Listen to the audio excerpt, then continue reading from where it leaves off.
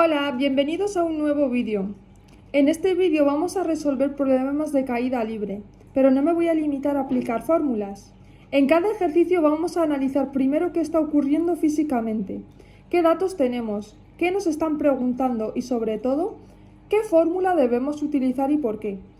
Además, iremos aumentando progresivamente la dificultad, así que te recomiendo que intentes resolver cada problema antes de que yo lo haga. Y recuerda algo muy importante, en caída libre no se trata de memorizar fórmulas sin más. Lo importante es entender que estamos ante un movimiento rectilíneo uniformemente acelerado, porque la aceleración de la gravedad es constante. El primer problema nos dice: se deja caer una pelota desde lo alto de un edificio de 80 metros de altura. Despreciando la resistencia del aire, calcula A. El tiempo que tarda en llegar al suelo y B. La velocidad con la que llega al suelo. Antes de escribir ninguna fórmula o empezar a hacer cálculos, vamos a pensar qué está pasando.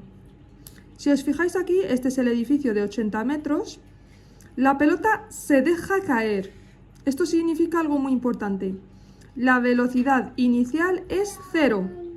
No estamos lanzando la pelota hacia abajo, simplemente la soltamos. Por eso la velocidad inicial es 0. Como la velocidad inicial es 0, la única aceleración que tenemos es la aceleración de la gravedad, que vale 9,8 metros segundo al cuadrado. El primer apartado nos dice el tiempo que tarda en llegar al suelo. Las fórmulas de caída libre son esta y estas dos. Cuando nos pidan tiempo y tenemos alturas, altura final, altura inicial, velocidad inicial, tiempo, gravedad y tiempo, y en este caso nos están pidiendo tiempo. Así que vamos a utilizar esta para hallar el tiempo que tarda en llegar al suelo. Vamos a tomar como positivo el sentido hacia abajo. Esto nos va a facilitar bastante las cuentas. Vamos a ver qué tenemos y vamos a sustituirlo en nuestra fórmula. Vale, nos hemos cogido nuestra fórmula y si os dais cuenta en la fórmula original que hay un menos y aquí nosotros hemos puesto más. Como os acabo de explicar, vamos a tomar como referencia cuando cae positivo, por eso aquí lo he cambiado a más, gravedad positiva. Y sustituyo, altura final es 80, altura inicial hemos dicho que es 0, velocidad inicial 0 por tiempo se te va, y esto se te va, te queda más un medio por la gravedad que es 9,8 por el tiempo al cuadrado. Aquí si despejas correctamente el tiempo al cuadrado, te queda 16,33. Este 16,33 sale de hacer 80 dividido entre esto. Un medio por 9,8 son 4,9. Si divides 80 entre 4,9 te da 16,33. Como tenemos un t al cuadrado, al hacer la raíz cuadrada te queda una solución positiva y una solución negativa. La solución negativa no tendría ningún sentido físico, porque estamos calculando un tiempo desde que soltamos la pelota hasta que llega al suelo. Por eso nos quedamos solo con la respuesta en positivo. Así que esta sería la respuesta al apartado A. El tiempo que tarda en llegar al suelo, 4,04 segundos. Vamos a ver el apartado B.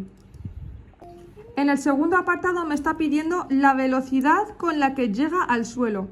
Para hallar la velocidad tengo que utilizar esta fórmula. Velocidad final es igual a velocidad inicial más g, que es la gravedad, por el tiempo. La velocidad final es la que me están pidiendo.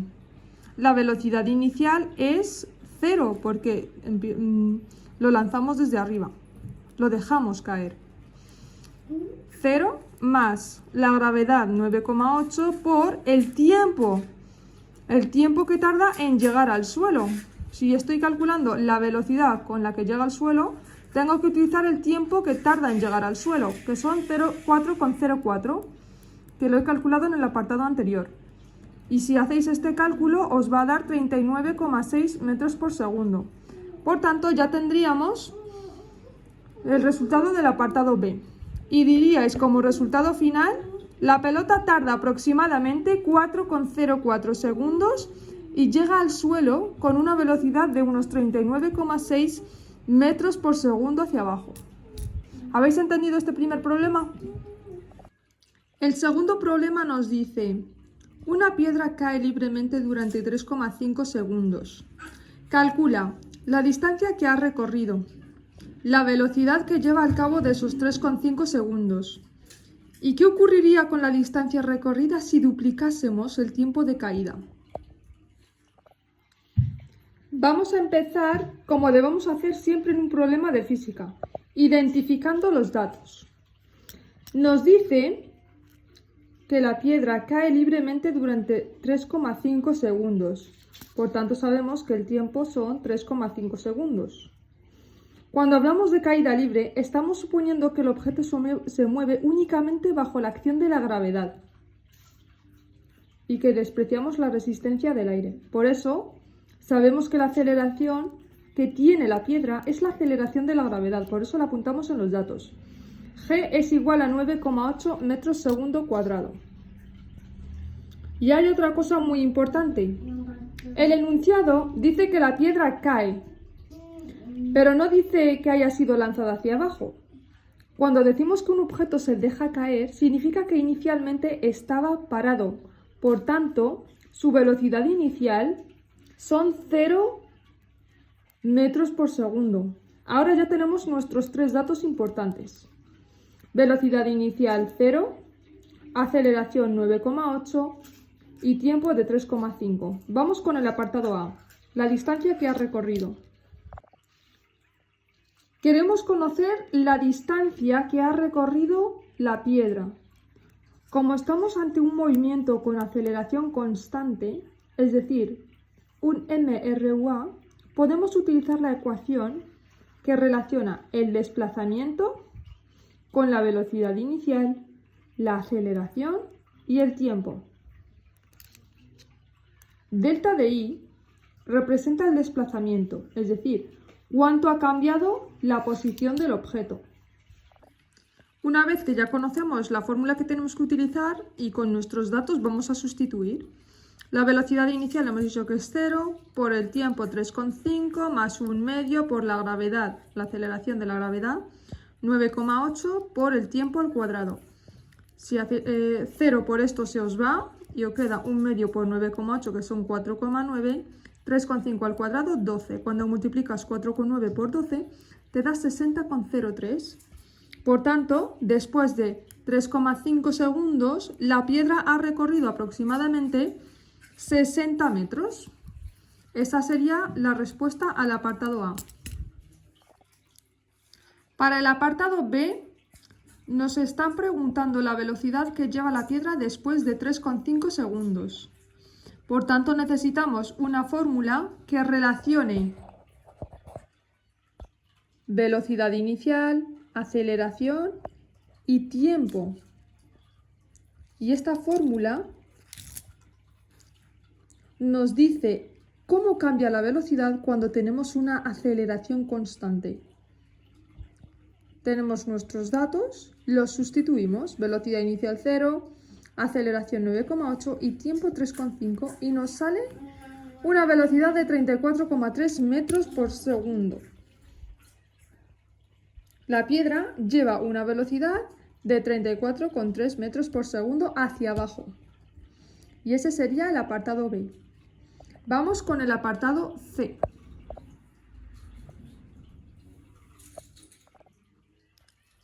El apartado 3. Vamos a hacer una pregunta un poco más conceptual. Supongamos que en lugar de caer durante 3,5 segundos, la piedra cae durante el doble de tiempo, es decir, durante 7 segundos. ¿La distancia recorrida será el doble?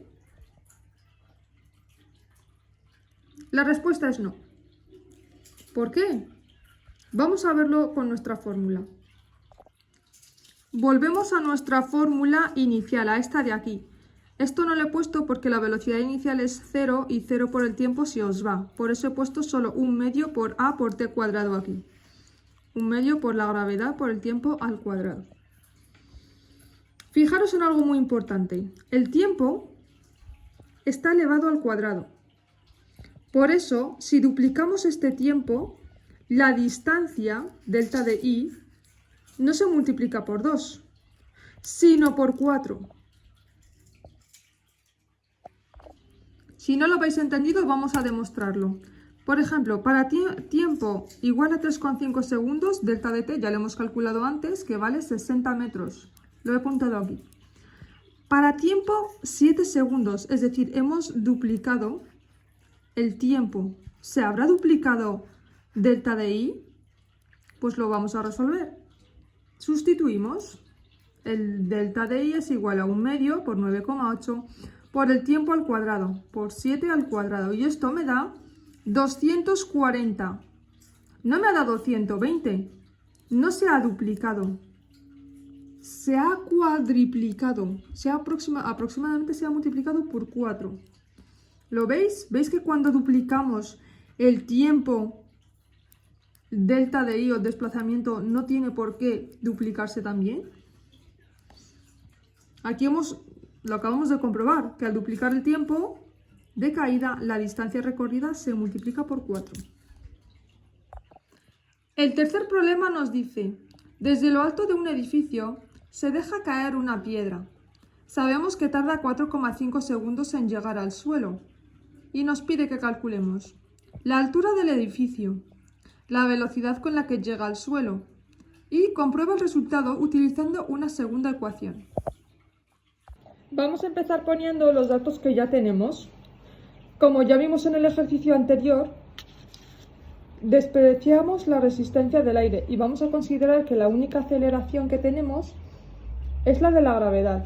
Por eso ponemos que la gravedad es 9,8. Además hay una palabra en el enunciado que tenemos que identificar muy bien. Se deja caer. Esto significa que no lanzamos la piedra. Por tanto, simplemente la soltamos. Inicialmente estaba parada, por eso la velocidad inicial es 0. ¿Vale? Y también sabemos que tarda 4,5 segundos en llegar al suelo, por eso ya lo hemos apuntado aquí. Tiempo 4,5. Y lo que nos pregunta el apartado A es la altura del edificio. Vamos a ver cómo calculamos la altura. Ahora tenemos que elegir la fórmula adecuada. Como queremos conocer una distancia y sabemos el tiempo que ha estado cayendo, podemos utilizar la ecuación del movimiento uniformemente acelerado, que nos va a relacionar el desplazamiento con la velocidad inicial, la aceleración y el tiempo, esta de aquí. Esta fórmula nos dice cuánto se ha desplazado un objeto cuando conocemos tres cosas: su velocidad, su aceleración y el tiempo que ha estado moviéndose. Y precisamente nosotros conocemos las tres. Como ya conocemos la fórmula, vamos a sustituir velocidad inicial 0, tiempo 4,5, aceleración 9,8 y tiempo al cuadrado. Esto nos da 0, resolvemos esto, cuadrado, resolvemos todo esto y nos sale que el desplazamiento son 99,22. Esto significa que el edificio tiene aproximadamente 99,2 metros de altura. Esta sería la respuesta al apartado A. En el apartado B queremos conocer la velocidad que tiene la piedra justo cuando llega al suelo. Tenemos que buscar una ecuación diferente porque ahora nuestra incógnita es la velocidad final. Esta de aquí, velocidad final es igual a velocidad inicial más aceleración por tiempo. ¿Por qué usamos esta fórmula? Esta ecuación relaciona directamente la velocidad final con las tres magnitudes, velocidad inicial, aceleración y tiempo. Y en este problema conocemos las tres. Sabemos que la piedra empieza desde el reposo, velocidad inicial 0, esta sería 0. Después sabemos que la aceleración es 9,8 y por último el tiempo 4,5 segundos. Vamos a sustituir y a ver qué nos da. Una vez que hemos sustituido nuestros datos en nuestra fórmula, obtenemos que la velocidad nos da 44,1 metros por segundo. Y aquí os puede surgir una pregunta. ¿Por qué la velocidad sale positiva si la piedra está cayendo? La respuesta está en el sistema de referencia que hemos elegido. Yo he decidido que el sistema positivo es hacia abajo. El hacia abajo es positivo. Como la piedra se mueve hacia abajo, su velocidad es positiva. Más 44,1. Si hubiéramos elegido hacia arriba como sentido positivo, entonces tanto la aceleración como la velocidad final aparecerían con signo negativo. Acordaros que el resultado físico sería exactamente el mismo. La piedra llega al suelo moviéndose hacia abajo. ¿Lo habéis entendido? ¿Habéis entendido por qué la velocidad es positiva y no negativa? El apartado C me pide que compruebe el resultado utilizando otra fórmula. Lo que vamos a hacer no siempre se suele hacer en los ejercicios de la ESO, pero que es muy útil. Vamos a comprobar nuestro resultado. Además, esta fórmula nos va a enseñar algo muy importante. Velocidad al cuadrado es igual a velocidad al cuadrado inicial más 2 por aceleración por desplazamiento de i. Esta ecuación también pertenece al movimiento uniformemente acelerado, pero tiene una característica diferente. Aquí, como veis, no aparece el tiempo. Por eso resulta especialmente útil cuando conocemos la velocidad inicial, la aceleración y el desplazamiento, y queremos calcular la velocidad final. Como conocemos nuestros datos, vamos a sustituir la velocidad inicial, la aceleración y el desplazamiento que habíamos obtenido en el apartado A. Y obtenemos 44,1. ¿Veis? Nos da lo mismo. Hemos utilizado dos fórmulas diferentes y hemos obtenido exactamente la misma velocidad. Esto tiene sentido porque estamos describiendo el mismo movimiento físico. La primera vez hemos utilizado el tiempo para calcular la velocidad. Esta segunda vez hemos utilizado directamente la altura y la aceleración, sin necesitar el tiempo. ¿Vale? ¿Habéis entendido? El siguiente problema dice: desde lo alto de un edificio de 30 metros se lanza una pelota verticalmente hacia arriba con una velocidad inicial de 15 metros por segundo. Calcula la altura máxima que alcanza respecto al suelo. Apartado B, el tiempo que tarda en alcanzar esa altura máxima, el tiempo total que tarda en llegar al suelo y la velocidad con la que llega al suelo. Este ejercicio tiene una dificultad importante, porque la pelota primero va a subir y después baja. Y acá aparece una idea que suele generar muchos errores. En el punto más alto la velocidad es 0. Esto no significa que la gravedad haya desaparecido. La gravedad sigue actuando hacia abajo. Lo que ocurre es que justo en ese instante la pelota deja de subir y comienza a bajar. Vamos con el apartado A. Vale, aquí os he hecho como una pequeña representación del edificio de 30 metros y la pelota. La pelota sería lanzada verticalmente, así que la flechita tendría que estar inclinada verticalmente. Os la he puesto un poco inclinada para que lo veáis un poco mejor. Pero sería lanzarla verticalmente y después caer. Como os he dicho, en el punto más alto la velocidad final es 0, porque se va a detener y después va a caer. Vale, ¿qué datos tenemos? Velocidad inicial, 15. La aceleración, porque como hemos tomado hacia arriba de referencia positivo, la gravedad se opone al movimiento, por tanto es negativa, menos 9,8. Y ahora la fórmula que vamos a utilizar es esta. Velocidad final al cuadrado es igual a velocidad inicial al cuadrado más 2 por la aceleración por delta de i, que es lo que estamos buscando, desplazamiento. Sustituimos lo que tenemos, 0, 15 al cuadrado más 2 por menos 9,8 por delta de i. Despejamos delta de i y obtenemos 11,48 metros. Pero cuidado, esos 11,48 metros son los metros que sube la pelota desde el punto de lanzamiento. El edificio ya tenía 30 metros, porque el apartado A pide la altura máxima que alcanza respecto al suelo. Así que esos 11 metros hay que sumarles 30 metros del edificio, por eso lo ponemos aquí. 30 metros más 11,48, que serían 41,48 metros. Sería la respuesta al apartado A. Vamos a ver el apartado B. Para hallar el tiempo, vamos a utilizar la fórmula que nos relaciona velocidad, aceleración y tiempo, esta de aquí. La velocidad final sigue siendo 0, velocidad inicial 15, la aceleración sigue siendo negativa porque es el tiempo que tarda en alcanzar esa altura máxima. La pelota sigue siendo verticalmente hacia arriba y por el tiempo, que es lo que vamos a despejar. Una vez despejado me da 1,53 segundos. Este es el tiempo que tarda en alcanzar la altura máxima. Vamos con el apartado C, que dice el tiempo total que tarda en llegar al suelo. Para el apartado C vamos a utilizar la ecuación de posición. Posición final, 0, porque va a acabar la pelota en el suelo, por eso es 0. La posición inicial, 30 metros del edificio. Velocidad inicial 15, el tiempo es lo que estamos buscando.